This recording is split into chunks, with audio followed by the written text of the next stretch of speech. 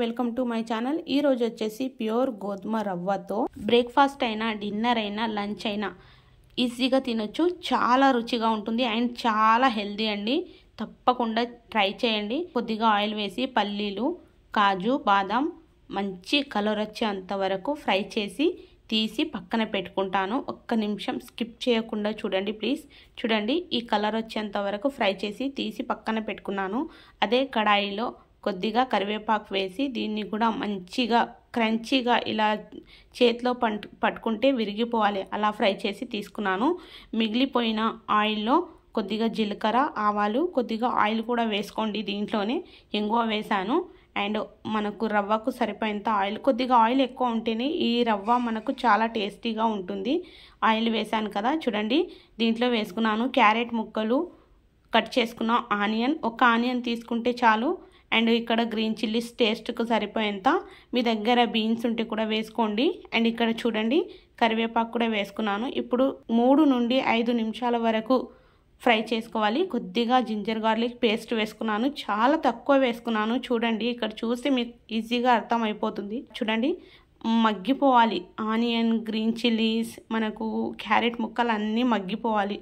చూడండి ఇంత మనకు ఫ్రై అయిపోతే చాలు। వాటర్ తీసుకున్నాను, వాటర్ వచ్చేసి 1 గ్లాసు రవ్వకి 2.5 గ్లాసుల వాటర్।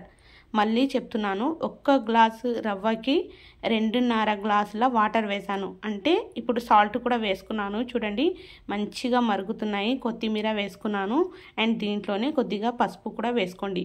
2 గ్లాసుల రవ్వకి 5 గ్లాసుల వాటర్ వేసాను।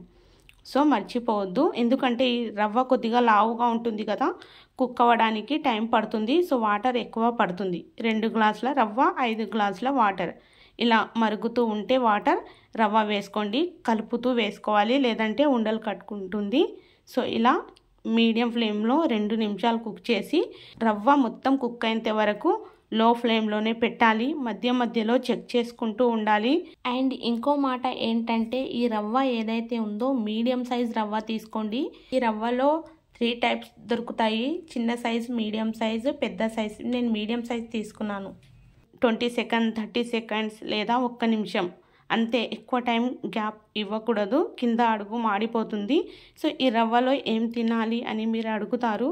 ఇక్కడ చూడండి వేంపుకున్న పల్లీలు తీసుకున్నాను, పల్లీలన్నీ క్లీన్ చేసుకుంటాను। రవ్వ మధ్య మధ్యలో కలుపుకోవాలి అని చెప్పాను కదా, కలుపుతూ ఉండండి।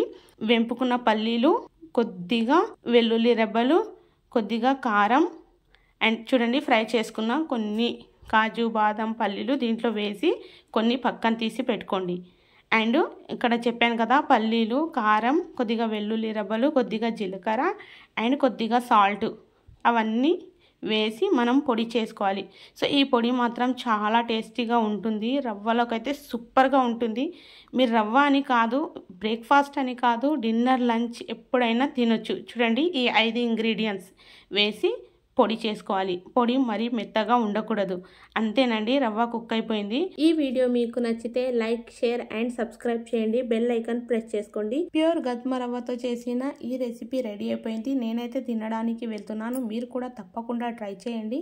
చాలా healthy recipe, so don't miss. Thank you so much.